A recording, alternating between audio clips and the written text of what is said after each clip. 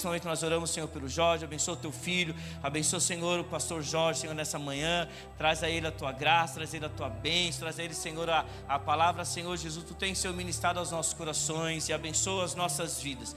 Derrama, Senhor, Pai, em nós um coração puro, um coração, Senhor, desejoso de receber a tua semente, a tua palavra, aquilo que tu tens para nós hoje, em nome de Jesus. Leve embora a distração, o cansaço, o sono, em nome de Jesus, amém. Glória a Deus. Deus abençoe. Os adolescentes que vão, chefe Sal, por favor, pode subir. Vocês vão ter a melhor aula que vocês vão ter hoje. Então, por favor. Você vai dar aula hoje? Amém, glória a Deus. Vamos ter uma excelente aula, aleluia. Paz do Senhor, igreja, bom dia. Bom dia. E aí, todo mundo, tem gente com camisa verde e amarela aí, né? Que bom. Hoje é um dia legal, mas está perigoso o negócio, difícil. Amém. Eu recebi uma palavra do Senhor, uma mensagem nova. Não está nem colocada aí, então. Vamos falar de... O que eu vou falar mesmo?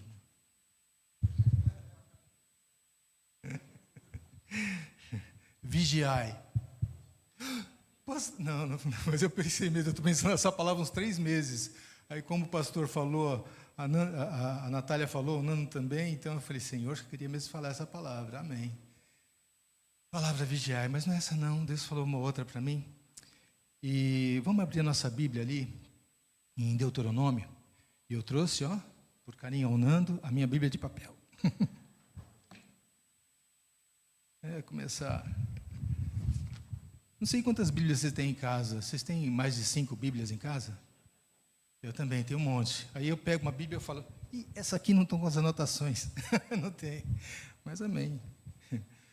Eu tenho um montão também. Paulo ia se sentir muito feliz se tivesse pelo menos uma, como a gente tem, né? Naquela época, acho que caminhar com alguns rolos já precisava de um burrinho. Você levar alguns rolos de um lugar para o outro, né? É muita coisa. Mas amém. No Antigo Testamento apenas, né? Que nem tinha o Novo. Vamos lá. Então a gente vai ler um texto agora conhecido.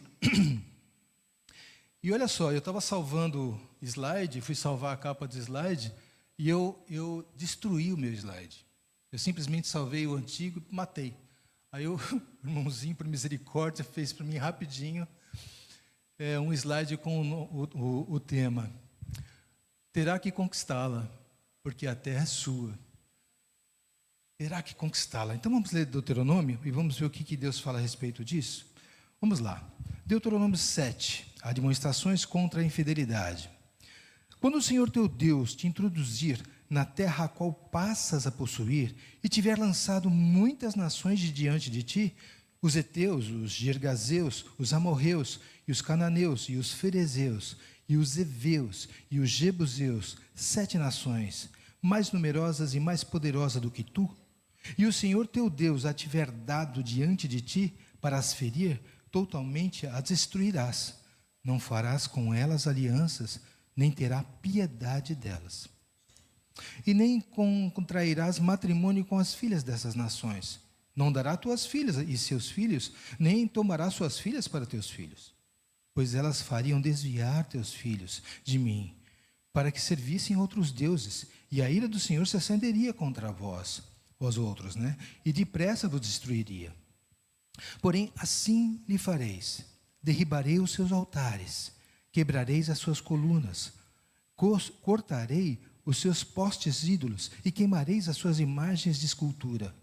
Porque tu é povo santo ao Senhor, teu Deus, o Senhor teu Deus te escolheu, para que lhe fosses o povo próprio de todos os povos que há sobre a terra. Não vos teve o Senhor afeição, nem vos escolheu, porque fosseis mais numerosos do que qualquer povo, pois ereis o menor de todos os povos. Mas porque o Senhor vos amava, e para guardar o juramento que fizera a vossos pais, o Senhor vos tirou com mão poderosa, e vos resgatou da casa da servidão, do poder de Faraó, rei do Egito. 9. Saberás, pois, que o Senhor teu Deus é Deus, o Deus fiel, que guarda a aliança e a misericórdia até 1000 gerações aos que amam e cumprem os seus mandamentos. 10. E dá o pago diretamente ao que odeiam. Vamos lá de novo. E dá o pago diretamente ao que o odeiam, fazendo-os perecer. Não será demorado para com os que o odeiam. Prontamente lhe retribuirá. Guarda, pois, os mandamentos e os estatutos e os juízos que hoje lhe mando cumprir. E aí vamos lá, no 12 ele começa com as bênçãos decorrentes da obediência. 12. Será, pois, que se, ouvindo esses juízos, os guardares e cumprires, o Senhor teu Deus te guardará a aliança e a misericórdia prometida sob juramento a teus pais. Ele te amará e te abençoará, e te fará multiplicar, também abençoará os teus filhos. E o fruto da terra, e o teu cereal, e o teu vinho, e o teu azeite, e as crias das tuas vacas e das tuas ovelhas, na terra que sob juramento a teus pais prometeu te dar. Bendito serás mais do que todos os povos. Não haverá entre ti nem homem, nem mulher estéril, nem entre os teus animais. O Senhor afastará de ti toda enfermidade. Sobre ti não porá nenhuma das doenças malignas dos egípcios, que, bem sabes, antes as porá sobre todos os que te odeiam. Consumirá todos os povos que te der o Senhor, teu Deus. Os teus olhos não terão piedade deles, nem servirás a seus deuses, por isso te seria por ciladas. Se disseres no teu coração, essas nações são mais numerosas do que eu, como poderei desapossá-las? Delas não terá temor. Lembrar-te-ás do que o Senhor teu Deus fez a Faraó e a todo o Egito. As grandes provas que viram os teus olhos, e dos sinais e maravilhas, e mão poderosa e braço estendido, com que o Senhor teu Deus te tirou. Assim fará o Senhor teu Deus com todos os povos os quais temes. Além disso, o Senhor teu Deus mandará entre eles vespões. Versículo 19 e 20 vai tratar desse assunto. Vespões, que até que pereçam os que ficaram e se esconderam de diante de ti. Não te espante diante deles, porque o Senhor teu Deus está no meio de ti, Deus grande e temível. O Senhor teu Deus lançará fora estas nações pouco a pouco de diante de ti. Não poderá destruí-las todas de pronto, para que as feras do campo se não multipliquem contra ti. Mas o Senhor teu Deus as entregará, ele lhes infligirá grande confusão, até que sejam destruídas. Entregar-te-á também nas mãos os seus reis, para que apagues os nomes deles debaixo dos céus. Nenhum homem poderá resistir-te até que os destruas. As imagens e esculturas de seus deuses queimarás. A prata e o ouro que estão sobre elas não cobiçarás. Nem tomarás para ti, para que não te enlaces neles, pois são abominação ao Senhor teu Deus. E o 26, por último, não meterás, pois, coisa abominável em tua casa, para que não sejais amaldiçoado. Semelhante a ela, de todo a detestarás, e de todo as abominarás, pois é amaldiçoada. Esse capítulo 7 é longo, né? Mas ele fala de uma terra que era prometida, terra de herança. E vamos meditar um pouquinho nisso, precisamente nesses 2 versículos, que serão a base do nosso tema aqui hoje. Os versículos 19 e 20. Então, quando a gente lê esse texto aqui, a gente pensa uma pergunta. E pensa com cuidado. Existe algum pecado na sua vida contra o qual você simplesmente parou de lutar? Pensa um pouquinho. Não vai falar nada não, é só para você pensar. Existe algum pecado que existe na sua vida e que você simplesmente parou de lutar com ele? Hoje Deus está te chamando a atenção a respeito disso. Então nós lemos esse texto complexo, grande. É uma revelação poderosa do que Deus fez com o povo de Israel, dando uma terra para eles que eles tiveram que conquistar. E vamos falar sobre isso. Então aqui, todo mundo peca. Vocês concordam comigo que todo mundo peca? Isso já é ponto pacífico. A pergunta é outra: existe algum pecado que nós deixamos de combater? Algum pecado que você olhou para ele e disse: esse aí é do meu jeito, faz parte da minha personalidade, não tem jeito, eu vou conviver com ele. Pode ser um temperamento explosivo, que você chama de personalidade forte. Pode ser a cobiça, que você chama de ambição saudável, é uma ambição saudável. Pode ser o orgulho, que você chama de autoestima.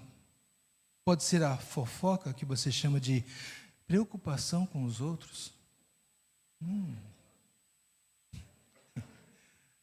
A pergunta é simples: você fez as pazes com algum pecado? Deuteronômio 7, lá, 19 e 20, diz assim: das grandes provas que viram os teus olhos, e dos sinais e maravilhas, e mão poderosa e braço estendido, com que o Senhor teu Deus te tirou, assim fará o Senhor teu Deus com todos os povos aos quais temes. E o 20: além disso, o Senhor teu Deus mandará entre eles vespões, até que pereçam os que ficarem e se esconderem de diante de ti. Alguém aqui tomou uma picada de abelha já? Não é nada agradável. E de vespa? A primeira experiência, fui fazer uma filmagem. Eu fazia bico, já fiz bico de várias coisas. Eu estava estudando e surgiu a oportunidade de ganhar um dinheirinho extra, e o amigo falou: você quer ir em tal lugar filmar uma situação assim, assim? Cara, eu filmei só uma vez, duas. Não, mas olha, você vai lá no escritório e pega uma câmera assim. Ele mostrou tudo, eu fui. Eu tinha que encontrar um rapaz lá, e o rapaz ia me dar uma orientação antes e depois ir embora. Ele tinha pressa. Aí eu preparei tripé, preparei tudo, eu ia filmar com a câmera na mão também, um pouco no tripé. Aí eu peguei e fui andar. É um casarão com um monte de gente lá, eu fui andar em frente à piscina, um jardim lindo. Não é que uma vespa veio, parou na minha cabeça, grandona, assim, um barulhão. Eu fiquei meio assustado, meti a mão, para quê? Na hora que eu meti a mão, ela deu uma picada na minha mão, doída, e a mão virou uma bola. Eu não conseguia pegar nada. Falei: meu Deus, que dor horrível. Uma vespa. Aqui fala de vespões. Então, eu já ouvi falar também que tem umas vespas muito grandes, de 10 centímetros, que destroem as abelhas, né? Então, existem coisas, animais que a gente nem conhece, insetos que a gente não conhece. Então, eu não sei que vespão foi esse, mas é muito grande. Na versão NVI não fala de vespas. Se moderniza o nome, mas quando você procura, o original são vespas. Então, vespas.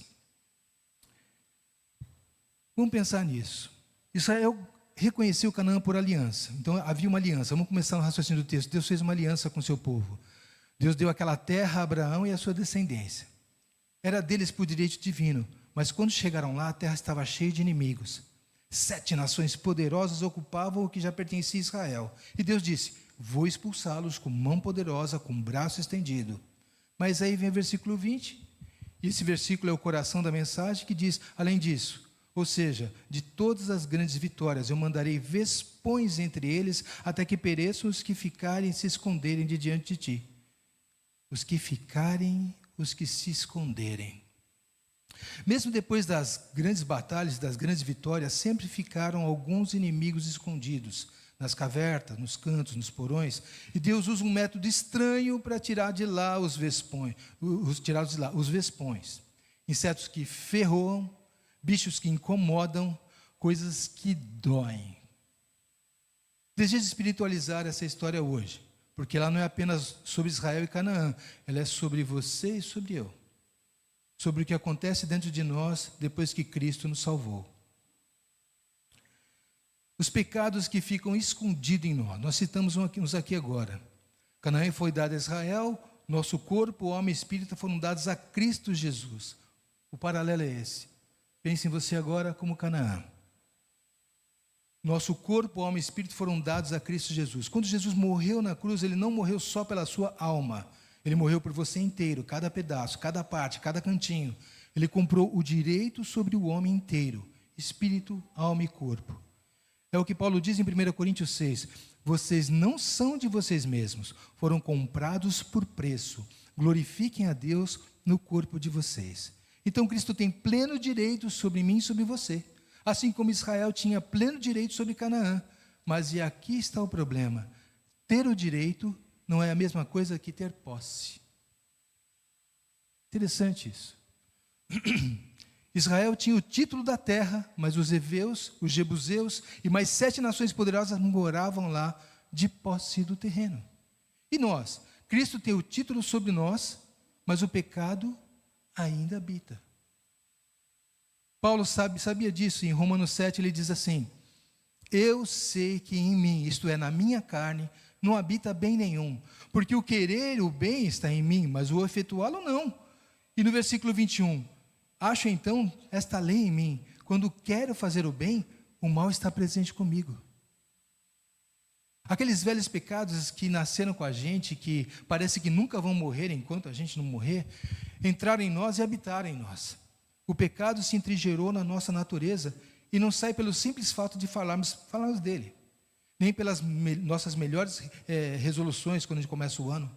Nossos pecados têm carruagens de ferro, as suas cidades são muradas até o céu. E sabe o que é mais perigoso? Ele, o pecado, não anda pela rua com uma placa escrita: eu sou o pecado. Ele muda de nome. Como funciona isso? O pecado é astuto, ele se disfarça, muda o seu nome. Ele arruma um crachá de cidadão respeitável e se instala na sua alma como se fosse um morador legítimo. Vamos listar alguns aqui, porque pelo menos um deles mora com você e em mim também. Incredulidade. Não, pastor, nós cremos todos aqui. É o primeiro e mais escorregadio. Você teve uma experiência tremenda com Deus, uma libertação enorme e acha que nunca vai mudar. Mas, veja bem, uma pequena depressão de espírito, um cansaço no ministério, um diagnóstico médico. Gente, eu vi um diagnóstico que você está com uma doença séria. Como é que você fica? Uma conta que não fecha e de repente aquela fé inabalável começa a tremer. A incredulidade nunca é capturada de vez. Se for presa, escapa. Se for amarrada, solta as cordas. Ela não está morta, ela está escondida. E vai aparecer de novo. Às vezes se apresenta como prudência. Não quero ser fanático, diz ela. E o que você ouve parece equilíbrio, mas é fé morna. Então, incredulidade pode pegar a gente? Pode, até o melhor. Eu passei por um AVC. É uma experiência assim meio complicada. Nada funciona. Você entra em desespero, você fala: o que é isso que está acontecendo? Porque eu nunca vi isso igual, nunca tive essa situação. Mas a minha esposa olhou e falou: está tendo AVC. Ela via de fora.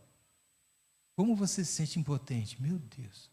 E alguns têm AVC e ficam daquele jeito impotente para sempre, até ser recolhido. E Deus me curou. Mas o sentimento,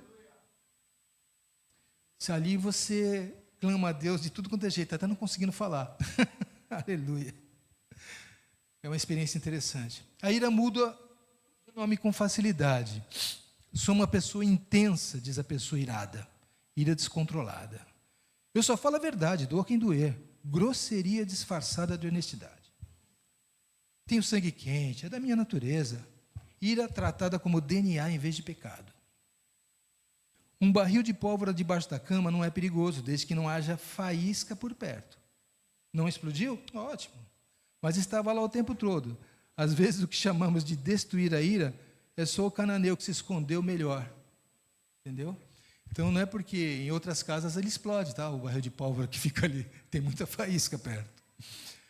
Cobiça, se veste muito bem. Sou ambicioso, quero crescer. Ganância batizada de empreendedorismo. Deus quer que eu prospere. Cobiça com verniz teológico. É investimento. O 10º gadget do ano justificado como necessidade. Eu comprei muitos, né, meu amor? Agora eu estou mais tranquilo. Preguiça espiritual é mestra em se justificar. Não é minha estação, não é meu tempo. Procrastinação na obediência, esperando o tempo de Deus que convenientemente nunca chega. Impureza se normaliza rápido. É só entretenimento. Conteúdos que alimentam desejos impuros, normalizados como cultura. Somos modernos, não somos legalistas. Libertinagem vestida de graça. É apenas uma amizade, intimidade emocional com quem não é o seu cônjuge disfarçada de inocência. Então, eu não sei vocês, mas eu tenho que entrar no meu YouTube o tempo todo e falar: esse vídeo não me interessa. esse vídeo não me interessa, esse vídeo não me interessa, porque senão eles ficam mandando para você. Veio alguma coisa, você clica, aí tem tranqueira, aí se você não vai lá, isso não me interessa, começa a vir vários. Com você é desse jeito?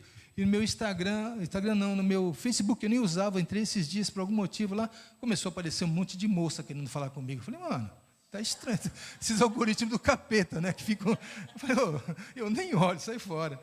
Eu fico só vendo aparecer. Então, assim, muito cuidado com as mídias sociais, muito cuidado com o seu celular, o inimigo é muito astuto. E vamos lá, fofoca. É talvez a mais frequente nas igrejas brasileiras, só no Brasil, né? Vou te contar para a gente orar. Fofoca batizado de pedido de oração. No grupo de WhatsApp, gente, vocês viram o que aconteceu com um tribunal público sem julgamento justo? E descontentamento se apresenta como lucidez. Estou apenas sendo realista. Murmuração vestida de sabedoria. E essa manhã você está grato, louvando de coração, mas suponha que o seu ser mais querido adoecesse e morresse. Você conseguiria abençoar Deus que tira, assim como o Deus que dá? Então, assim, se tem alguém querido, uma hora dessa, vou falar sobre idolatria lá na frente, mas idolatria. Os mandamentos, vamos ser sintéticos, você amar a Deus acima de todas as coisas, com toda a tua força, todo o teu entendimento, o primeiro mandamento. O segundo, amar ao próximo como a ti mesmo. Aí você fala, Deus acima de todas as coisas. Então, se perguntarem para a gente vai dizer, nós amamos Deus acima de todas as coisas. E qual a segunda coisa que você ama? Vamos elencar umas 7. A segunda, uma outra coisa que você ama muito. Aí você coloca lá. Meu irmão, provavelmente aquela segunda é o que ocupa o trono do seu coração. A maioria das vezes você vai olhar e vai ver que tem ela que está no lugar. E outras 6 também. Então, assim, os 5, né? Idolatria é tudo que está no lugar de Deus. É tudo que está entronizado no teu coração. Mas a gente ia ver em seguida aqui. Idolatria se esconde nos afetos mais legítimos. Você não sabe que idolatra o seu filho, vai descobrir quando ele morrer. Não sabe que idolatra o seu emprego, vai descobrir quando for demitido. E uma das formas mais sutis é a autoconfiança, a adoração de si mesmo em vez de Deus. Então, existem coisas que a gente não sabe. Abraão foi provado assim. Ele idolatrava já Isaac, ele não sabia. Mas ele foi provado e passou. E a gente vai entender um pouquinho isso. Será que a gente vê o texto em Abraão, que o texto diz que Deus provou o coração? E a pergunta é, para Deus saber o que Abraão pensava ou para Abraão ter certeza daquilo que estava no coração dele? Então, é uma coisa para se meditar, pensar. E o mais perigoso de todos, autocomplacência. Eu já cresci muito, estagnação celebrada como maturidade. Eu estou firme na fé. Sono espiritual confundido com estabilidade. Esse é o pecado que te convence de que a guerra já acabou. E é justamente quando você acha que a guerra acabou que o inimigo ataca de novo. A fórmula é sempre esta. O pecado real, mais um nome socialmente aceitável, é igual ao invasor morando na sua alma com crachá de cidadão respeitável. Então, de novo. O pecado real, mais um nome socialmente aceitável, é igual ao invasor morando na sua alma com crachá de cidadão respeitável. O trabalho do autoexame é arrancar o crachá e ver o nome verdadeiro embaixo dele. E por que esses pecados ficam tão escondidos? Primeiro, porque nós não gostamos de procurar pecado em nós. Autoexame não é trabalho agradável. Apanhai-nos as raposas, as raposinhas que estragam as vinhas. Não é trabalho fácil e muitos de nós somos preguiçosos nessa busca. Segundo, porque o pecado muda de forma. Se Satanás não consegue atacar por cima, ele vai atacar por baixo. Se não consegue derrubar pela cabeça, ele vai fazer você tropeçar pelos pés. Quisemos honrar a Deus e nos humilhamos e ficamos mesquinhos. Quisemos ser servos contra o pecado e ficamos amargos contra quem caiu nele. Terceiro, talvez o mais perigoso, porque nos comparamos uns com os outros. Bem, eu sou melhor do que o fulano. E a oração do fariseu. Senhor, te agradeço porque não sou como os outros homens. Está lá em Lucas 18, né, de 9 a 14. Não sou como os outros homens. Não se compare com o irmão, compare-se com Cristo. Olhe para Ele. Ele é a luz da perfeição. As suas enfermidades ficarão claras bem rápidos. Bem rápido. Quando a gente fala de olhar para Cristo, existem situações na nossa vida assim. Uma vez eu conversava com pessoas falando sobre identidade, e olha a garrafa, hein? Olha o que o cara quer. Exagerada, né? Olha o tamanho da garrafa. Mas eu não esqueço, né? Às vezes não esqueço na igreja assim. Mesmo assim eu esqueço essa garrafa desse tamanho. E eu estava falando sobre identidade e bebi água e esqueci que eu estava falando. Glória a Deus, já lembro já.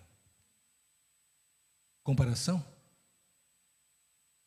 Mas já perdi o fio da meada. Estava bem. Já vi. Essa conhece um TDAH há 37 anos. Oh, meu Deus do céu. Mas já melhorou bastante, né? Ainda estava pior antes. Glória a Deus. Amém. Método singular de Deus, os vespões. Agora vamos falar do versículo 20 desse texto de Deuteronômio 7, né? Os vespões.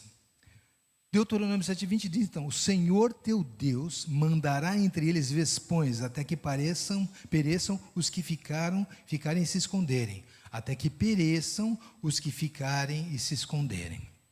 Os cananeus que ficaram e se esconderam em cavernas e tocas. E Deus usou o meio mais improvável do mundo para tirá-los de lá, vespões. Não um som de trombeta, não um milagre espetacular, mas vespões. Insetos que ferroam, bichos que incomodam, coisas que doem, que irritam, que não te deixam em paz.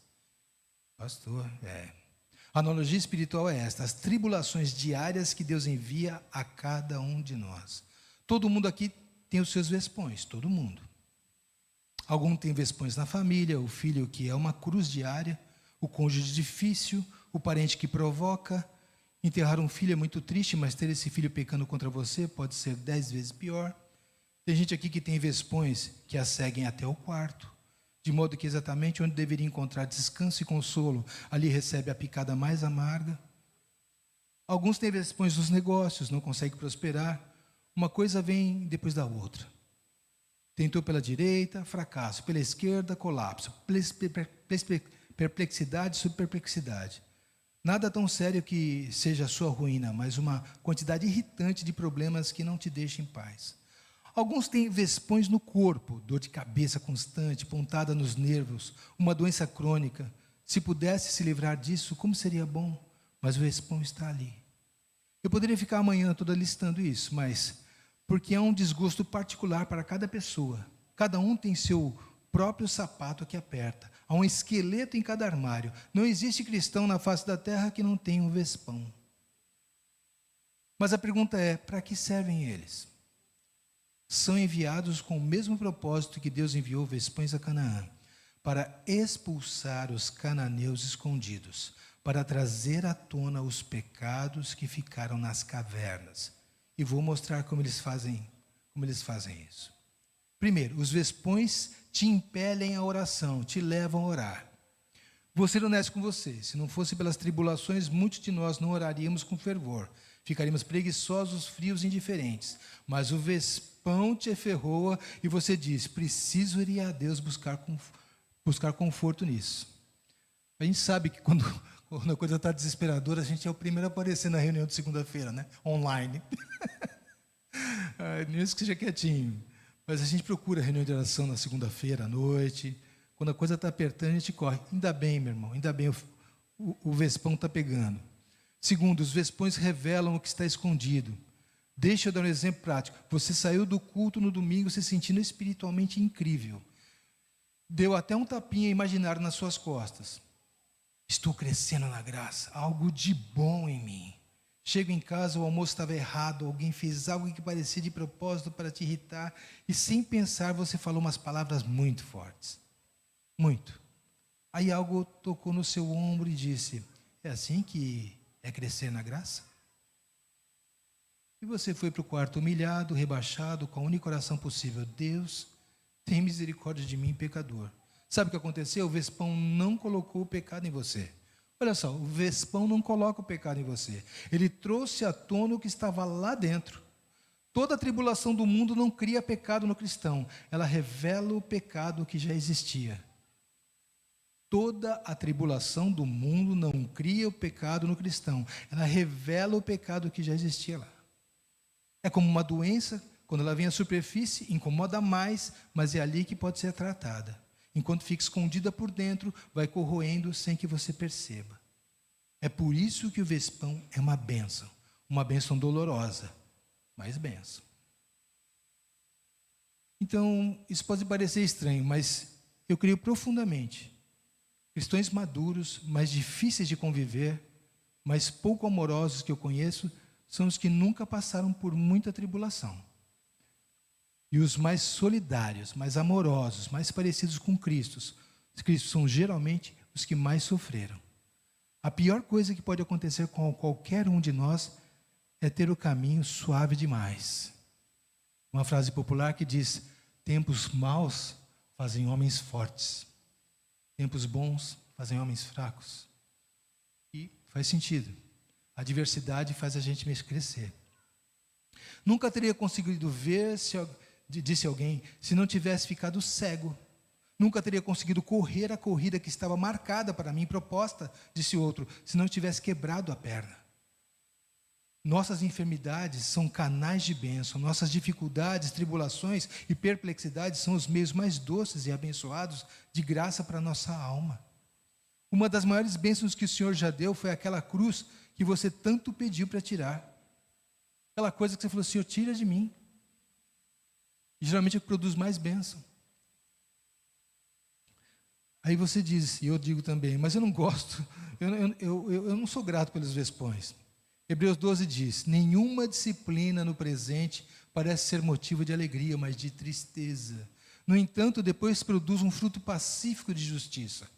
Quando o Espírito Santo te ensinar a ser sábio, você vai agradecer a Deus pelos Vespões. Você vai dizer: Senhor, obrigado por não me deixar sem correção. Obrigado pelas preocupações e problemas que mortificam a minha carne. Obrigado pela vara. Obrigado por frustrar minhas perspectivas, cruzar minhas esperanças, estragar meus planos. Obrigado, grande libertador, por quebrar as barras douradas da minha gaiola para dar liberdade ao meu espírito. Gente, só eu ou alguns de vocês já ficaram felizes porque Deus não respondeu uma oração que você fez. Você fez oração, do jeito mais burro que você podia fazer, e ainda bem que Deus não atendeu.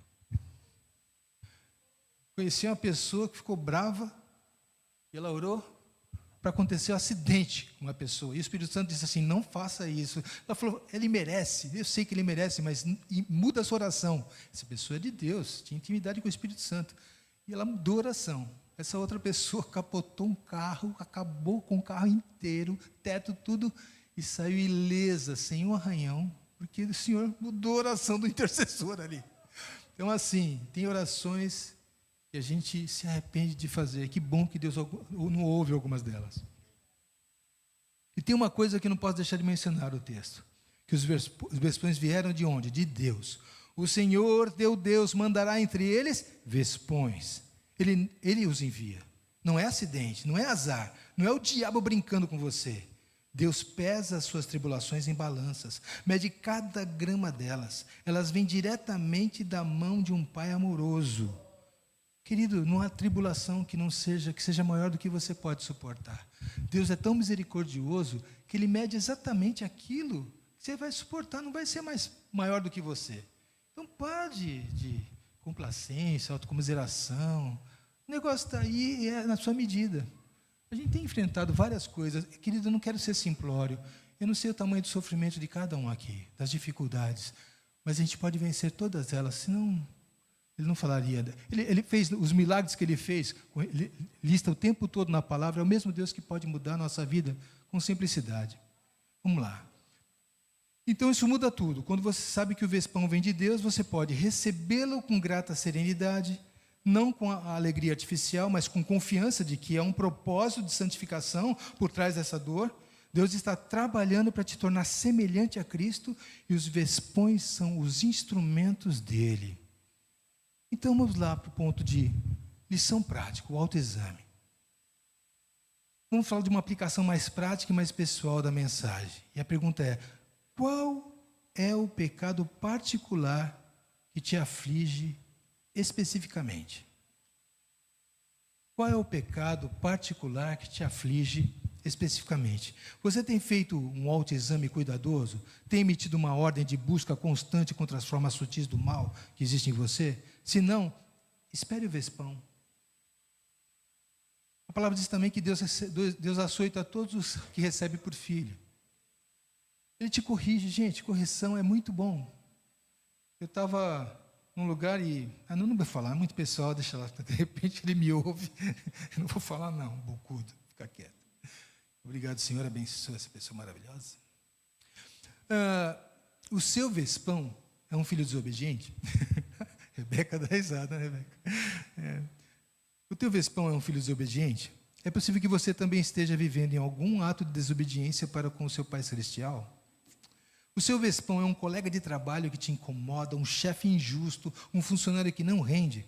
É possível que você também seja um servo ruim do rei, preguiçoso e indiferente aos mandamentos dele? O seu vespão é uma perda financeira?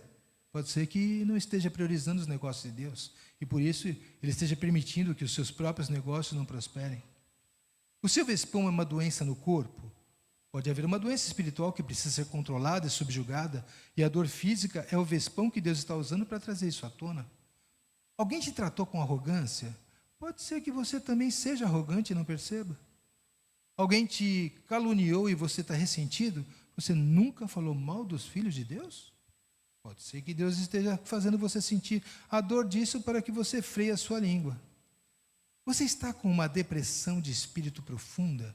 É possível que tenha negligenciado a comunhão com Cristo no sofrimento e Ele esteja te trazendo para dentro da situação pela força. Vá a Deus com o pedido de Jó, como Jó orou. Jó disse assim: mostra-me por que contendes comigo, Senhor. A dor era tanta e ele não sabia o porquê. Ele falou: mostra por que o Senhor está contendendo comigo. Porque se as consolações de Deus estão pequenas para você, é provável que haja algum pecado secreto lá dentro. Olhe para o problema que você tem hoje e veja se não consegue descobrir o pecado escondido por trás dele. Eu mesmo falo com honestidade, não tenho buscado minha própria alma como gostaria de fazer. Desejo descobrir tudo que há em mim de mal, para que possa ser arrastado para fora da minha terra e executado de imediato. Mas é um trabalho árduo, é um trabalho de vida inteira, mas é trabalho que nunca poderia ser feito se não fosse pela garantia preciosa de Deus conosco. Fez sentido até aqui? Glória a Deus. Aleluia. Amém. Uma certeza e um chamado. A certeza é essa: Deus não vai te abandonar no meio do caminho. Então é bom, né? Tem um versículo que minha esposa ama muito, né, amor? Consegue citar daí, não? Aquele que nunca te lançarei fora. Jesus disse...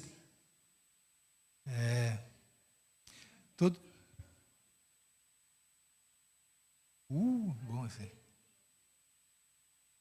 Chiquinha, na verdade, você ficar na disputa de versículo é uma delícia. Pois é. Jesus disse que todos os que o Pai lhe trouxe, Ele nunca os lançaria fora. Se você chegou até Cristo, Ele nunca vai te lançar fora. Amém?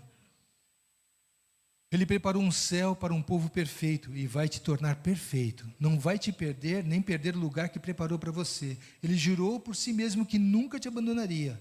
Com mão poderosa e braço estendido, vai expulsar as suas concupiscências e corrupções, até que você seja como o seu Pai no céu. Ele tirou você do Egito, afogou os seus inimigos no Mar Vermelho. O maná cai sobre o seu acampamento. A coluna de fogo te guia. E depois de tudo isso, você vai ter medo do que vem? Coragem, ele nunca começa sem intenção de terminar. Nunca se dirá de Deus, este Deus, né? Falando como este homem começou a construir, mas não terminou. A maior obra já está feita, Cristo morreu. Você está perdoado, livre, justificado. E o que resta? A santificação. Gente, a luta diária contra o pecado que habita em você e em mim. é comparativamente uma obra leve perto do que já foi realizado na cruz. De novo, né? A santificação, que tanto nos apavora às vezes, como esse processo todo, a santificação, a luta diária contra o pecado que habita em nós, é comparativamente uma obra leve perto do que já foi realizado na cruz. Glória a Deus. E o chamado é este: não faça trégua com nenhum pecado, nenhum. Não diga, esse aí eu dou um jeito. Não diga, essa tribo dos jebuseus eu guardo. Não existe esse direito. Cristo comprou você inteiro, cada centímetro, cada cantinho, e o pecado não tem lugar, não tem nenhum direito legal sobre nenhuma parte de você. Jesus te comprou inteiro. Amém? O pecado pode estar residindo como um invasor que não tem título sobre o terreno, mas que está fisicamente lá e não quer sair. Mas posse não é propriedade. E nós vamos disputar cada centímetro, porque Deus, o juiz de todos, já decidiu. Os compradores pelo sangue pertencem a Cristo. Os comprados pelo sangue pertencem a Cristo. Então, de novo, e nós vamos disputar cada centímetro, porque Deus, o juiz de todos, já decidiu. Os que foram comprados pelo sangue pertencem a Cristo Jesus. Paulo diz, Romanos 8,13, se viverdes segundo a carne, caminhais para a morte. Mas se pelo Espírito mortificardes os feitos do corpo, certamente vivereis. Então venham homens e mulheres de guerra, peguem armas, vistam armadura, fortaleçam-se no Espírito para o combate. Ainda não resististe até o sangue lutando contra o pecado. Hebreus 12:4. Então, queridos, muitas vezes, aconselhando jovens e tudo mais, e pessoas, eu já vi situações assim, que passaram por situação muito difícil. E depois se venderam muito barato. Gente que experimentou o sobrenatural, que viu coisas assim muito fortes. E depois da gente passar por um tempo de libertação, todas aquelas compulsões foram embora. Estou falando de um cara que era envolvido em jogatina, que perdia 9 mil reais em uma semana. Vivia endividado. Tinha dinheiro, mas vivia endividado. E não entendia aquilo. E ministrando, a gente encontrou a raiz daquilo. Fizemos ministração, saiu o demônio e tudo mais. Ele perdeu a compulsão. E depois um dia ele liga para mim e fala, pastor, estou aqui, numa padaria, tem uma máquina de caça-níquel, eu estou sentado em frente dela comendo um comercial aqui, e olha, o que você está fazendo aí? Aí ele falou assim, não pastor, eu queria testar, eu não estou sentindo nada. Eu falei, ok, mas não é para fazer isso, foge da aparência do mal. Aí o que aconteceu? Isso foi até o dia que ele caiu. Então, ele começou assim e caiu, e perdeu muito, perdeu até o carro dessa vez. Então eu vou dizer para vocês assim, ficou bravo, queria saber o que foi a libertação que ele fez. Eu falei, você se vendeu barato. E foi estranho, porque assim, ele foi jogar numa máquina que ele nem pagou. Tem 30 reais ali, joga naquela máquina. Aí veio 30 reais, Judas, 30 moedas. Eu falei, uau, você me paga agora que eu vou te pegar. Então, pois é, tem gente que se vende barato. E o inimigo vai se travestir de tudo que é bonito e honesto, não é tão mal assim, e vai correr para te pegar. Ele vive ao redor buscando a quem pode tragar. Ele nos odeia. Não faça um tratado de paz com nenhum tipo de pecado que está em Canaã. Tira cananeus que estiverem escondidos no seu coração, na sua mente. Tira. Não faz negociação, não faz nenhum tipo de aliança. Amém? Glória a Deus. Matem o seu pecado ou ele matará você. Não existe meio termo, não existe zona neutra, não existe trégua. Destrua-os ou eles o destruirão. Forte, aleluia, glória a Deus. Pois é, pastor, mais uma vez estou acabando cedo. Amém. Vamos ficar de pé um pouquinho? Aleluia. Aleluia, Deus é bom. Deus é bom. Eu fiz umas perguntas aqui e você ouviu o Espírito Santo e percebeu que tem alguma coisa no teu coração, alguma coisa que nós chamamos de pecado, algum cananeu ainda escondido aí, um acordo de paz, que ele precisa sair. Porque a terra é tua, mas você tem que conquistar ela. E você tem que botar para fora o que não tem que estar no teu coração. Então baixa a cabeça um pouquinho agora. Vamos orar um tempo com o Senhor.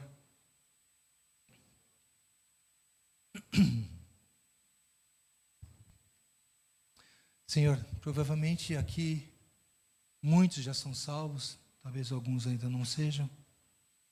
Talvez alguns que nos assistem não sejam salvos. Mas eu sei que o Senhor desejou que ele ouvisse essa mensagem e que entregasse o coração a Ti. O Senhor é um Deus que sara, sim. Nós entregamos as nossas almas a Ti, mas o Senhor nos quer por inteiro. Tudo em nós é Teu, Senhor. E o Senhor deseja ser Senhor da nossa vida, ser entronizado no nosso coração. Senhor, nós teremos vespões porque nós somos filhos, então todos nós seremos corrigidos e sempre descobriremos um cananeu estranho que entrou, despercebido, que nós precisamos expulsar. Tem alguns que não te conhecem ainda, precisam te conhecer, porque sem te conhecer a gente não tem alento. Nós começamos a ficar irados contra Ti, sem entender como as coisas acontecem, por quê. Os problemas passam a fazer a gente te odiar e murmurar mais e ficar mais amargo. Então eu peço, Senhor, que cada um aqui tenha consciência, Senhor, de quem Ele é em Cristo Jesus, Filho de Deus, Filho de Deus. E que maior é o homem que conquista o seu coração do que o que conquista uma cidade. O nosso coração, essa terra que foi comprada pelo sangue de Jesus Cristo, esse corpo, essa alma, esse espírito te pertence, Senhor. E queremos tomar posse dela, Senhor, para Ti. Queremos que o Senhor seja entronizado, Senhor. Queremos que todo mundo que olhar essa planície, Senhor, essa terra, Te enxergue, Senhor, como Senhor dessa terra. Nós somos Teus, Senhor. Que a Tua graça visite cada coração aqui, Senhor. Que transforme os corações que precisam, Senhor, de consciência, de motivação, de estratégia clara para desalojar cananeus. Ou só cair de joelhos e falar: Senhor, manda, Senhor, os vespões que vão desalojar os cananeus escondidos, Senhor. Senhor, faz o que for necessário, mas livra-me do mal, Senhor. Livra-me, Senhor, de perecer pelo engano do inimigo, Senhor. De não viver a totalidade das promessas que nós lemos em Deuteronômio 7. Senhor, o Senhor prometeu prosperidade em tudo, saúde, bens, nos animais, alegria, Senhor, na terra que o Senhor comprou para nós. E muitas vezes nós estamos sendo negligentes e acostumados só a sobreviver em vez de viver, Senhor. Então colocamos o nosso coração diante de Ti e pedimos: Senhor, mostra sim, mostra, Senhor. E se necessário, usa os vespões. E quando tiver que usar, usa. Mas fica conosco, Senhor. Revela, Senhor, não deixe nada escondido. Somos Teus, Senhor. Essa é a Tua família. Cada um aqui, Senhor, é Teu. E todos somos a Sua noiva, Jesus. Obrigado, Senhor. Em nome de Jesus nós oramos, Pai. E Te agradecemos a Tua palavra. Em nome de Jesus. Amém. Amém. Glória a Deus.